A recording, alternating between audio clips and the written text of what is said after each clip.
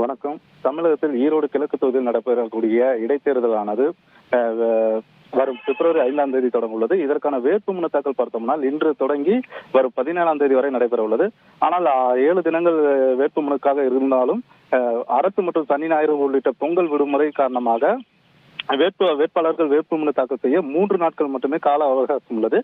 இதனைத் தொடர்ந்து இன்றைய தினம் பார்த்தோம்னால் வேட்புமனு தாக்கல் தொடங்கியுள்ளது. இதன் முதல் கட்டமாக முதல் நாள் இன்று அதாவது தேர்தல் மன்னன் என்று அழைக்கக்கூடிய சேலம் மாவட்டம் மேட்டூரை சேர்ந்த பத்மராஜன் என்பவர் 247வது முறையாக தனது வேட்புமனுவை இன்று தாக்கல் செய்வதற்காக காலை 9 மணி அளவிலே ஈரோடு மாநகராட்சி அலுவலகத்திற்கு வந்துள்ளார். இது தேர்தல் வேட்புமனு தாக்கலானது 11 மணி அளவில் நடைபெற உள்ளது. இதில் முதல் வேட்பாளராக தனது வேட்புமனு தாக்கலை ஈரோடு கிழக்கு தொகுதி தேர்தல் நடத்தும் அலுவலர் மணிசிடம் வேட்புமனு தாக்கல் செய்தார்.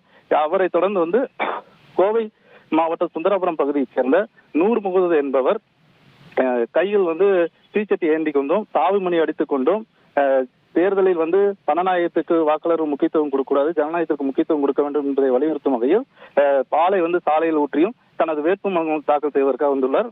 தொடர்ந்து இந்த வேட்புமனு தாக்கல் இன்றைய மாலை நேரம் 3 மணி அளவில் முடிவடைந்துள்ளது. இன்று நிலவரப்படி யாரெல்லாம் வேட்புமனு தாக்கல் செய்திருப்பார்கள் என்பதை 3 மணி பிறகு தேர்தல் நடத்தும் அலுவலர்கள் அறிவிப்பு வகையில் ஓட்ட உள்ளனர்.